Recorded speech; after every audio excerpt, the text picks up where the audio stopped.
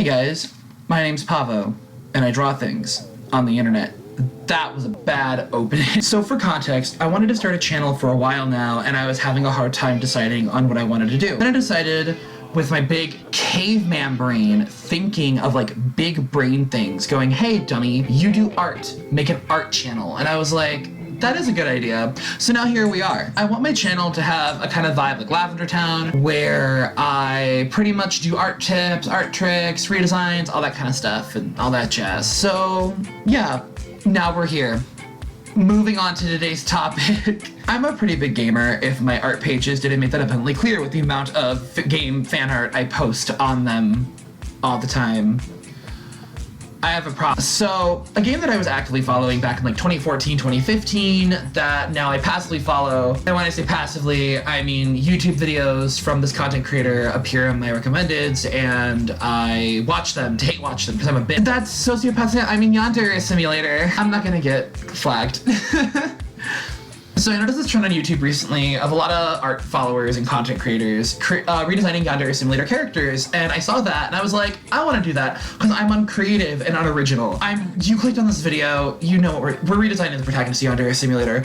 Let's go. So just for a quick little disclaimer, I do not hate Yandere Simulator's character designer. I think they're actually a really talented artist, and I went on their DA page, which I will link down below, and their works are pretty good. Like honestly, they have a really good sense of anatomy and color and all that jazz. So check them out. Or not, it's up to you, but I highly recommend it. Follow them, give them support. I am more critiquing the directions this artist was given by Yandere Dev to make these designs. So, my criteria for this little project, assignment, video, whatever you want to call it, I don't care, dude. I am going to keep the design as close to the original concept as I can, while still making it a unique character.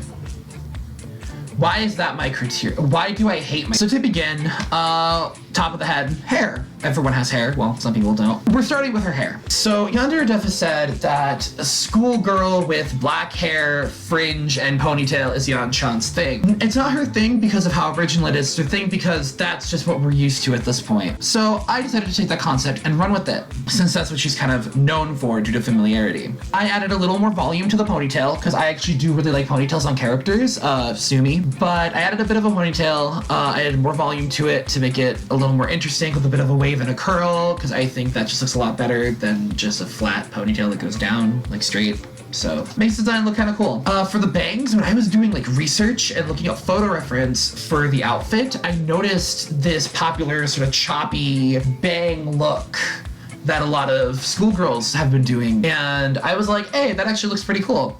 So I applied that to Yandere-chan, and I think it turned out really cool because it gives off that innocent vibe, but at the same time, in the right lighting and the shadow that overcast over her eyes, she can look incredibly menacing or ominous. So good goal, especially for a Yandere character. All of the rivals and characters in Yandere Simulator have really interesting hair or like really cool hair ornaments, and Yandere-chan doesn't have anything. And that makes me sad because I think if you put cool ornaments and stuff in the hair, you can really make her a cool character. So I added just something really simple that I think pulls the design together, and it's just a satin ribbon in her hair. It was originally going to be the color white, as you'll see later on the process of the speed paint, but my friend saw my work in progress of this and thought, oh, hey, that looked better as a red bow. And I said, shut up, your opinions don't matter to me. And then I tried it, and he was right. If you're watching this video, thank you, I appreciate it. Don't bully me.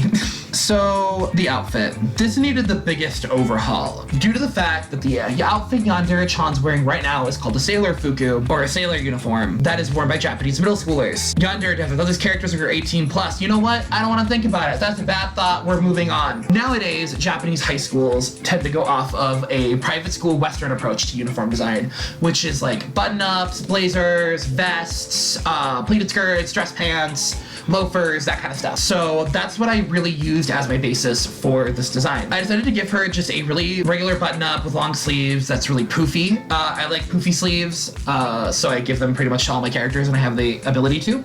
I added poofs near the end, near the cuffs, and poofs on the shoulders, because I wanted it to kind of look like a princess dress, and I think it turned out really cool. For the sweater, I thought about doing a sweater vest, but then I was like, nah, I think that's too warm. Little side note, I believe this game takes place during spring because the cherry blossoms are in bloom. I probably could have found it. I tried to Google it. It didn't say anything on the wiki.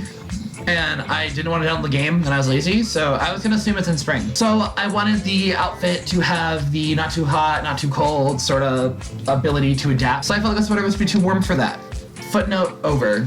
Moving on, I decided to give it a satin vest because I feel like that's sort of warm enough to where it keeps you warm if like it's in the 50s and then doesn't keep you warm if it's colder than that, but keeps you cool if it's above 60. That was a good thought. That was clear. Basically, I gave a satin vest because I wanted to. End of conversation. For her necktie, I thought about giving her a bow necktie, and then I was like, nah, I see everyone else do that. I don't want to be like everyone else. So when I was looking at photo reference, I found this really cool uniform that had an ascot bow tie instead, or ascot necktie instead, and I actually really like it, and I put that in design. I think it really gives this nice, regal, sort of fancy, elegant feel that academy is supposed to have as a high school. So I actually like how it turned out. For the skirt, I ran into a dilemma because the skirt is a similar color to the vest. So it took me a couple hours to think how to make it visually different. And I was like, oh yeah, I could just do a pleated pattern because I'm an idiot. I could have thought of that earlier, but I didn't because I'm dumb. So I gave it a nice little like plaid design, and I think it turned out really cool and really sets it apart from the rest of the design. So here's a little bit of a hot take from me, your host, Pavo. I like the thigh highs in Yandere Simulator. If you can see through my original works, I tend to give all of my characters that are girls unique thigh highs or tights or whatever, because I think you can put a lot of patterns and textures into like knee socks, thigh highs, and compression tights and all that kind of stuff to really like set up the character and to set them apart from other people. So I kept the concept of the really tall black thigh highs. Just what I did to change it was I added a gradient, which was a lighter gray from the top that goes down to a darker gray, almost black when you get closer to the foot. And I honestly thought it turned out really cool until I started shading, and I kind of feel like the shading sort of got rid of the effect I was going for, but the effort was there, so I still did it. Now for the shoes. I gave them Mary Janes. I thought Mary Janes would be a really, really cool shoe because Yandere does so the academy is supposed to be like this really prestigious high school that like wants to keep up a reputation. So wanted the overall uniform to have sort of a princessy feel to it, which is why I poofed up the sleeves and the shoulders, added a little more flow to the skirt, and gave Mary Janes because in anime, I see a lot of like the princess high school girl have Mary Janes for their shoes, and I also just like the shoe in general, and I think it can work in both a formal and school setting. Finally, for the colors, I wanted to keep the palette as close to the original as I could. I kept the hair the same bluish gray shade, which is actually really, really good because it still like gives the viewer the visual idea that yeah, her hair color is black, but you can still shade it and highlight it nicely and make it look interesting besides just making your hair like a darker gray or just straight up a black. So I kept that the same. Kept the same color for the eyes. I did think about doing what Calamara did in her video, putting a little purple accent to make them look like predator eyes, but that was straying away from the original concept more than I was comfortable with, and I didn't want my design to just kind of copy off of hers with that, so I scrapped it in the end. But other than that, I kept the eyes the same eye color, and I think they turned out really cool. So for the uniform, I kept the same base colors that the uniform had, which is red, blue, and white. I made the button-up shirt white, the over vest a kind of not navy, like a periwinkle blue, I guess is what it would be called. And I made the skirt a darker shade of blue, more along the lines of a navy. For the pleated design, for the plaid design on the skirt, I put red and white because I wanted, again, to keep the skirt visually cool and separated from the vest itself. So I think that gave the effect I wanted. For the background, I added the color. So the color I used was like a shade of red that is closest to blood. And I used a texture pen to kind of blend it out, which I think it gives the background the look of like dried blood or blood that's drying. And then finally, I added a little heart drawn from blood because this is a Yandere character and that's like a stereotypical thing. And with that, it is completed. That's everything. It's done. I'll have a final like little image of what it looks like at the end. So, little side note, I appreciate everyone who came and watched this video. I plan to release more art content soon. I'm still kind of getting used to this whole YouTube thing, so if it takes me a while to edit, or my editing might not be the best right off the bat, or things like that, or my audio's a little weird, I'm learning. I've never done this kind of stuff before, and I really appreciate everyone's patience. So if you like this kind of content, I do have an idea to do kind of what Calamari did with her Yandere redesigns, which is where she rewrites the story as well. If you guys want to see that in a separate video, I'll do it.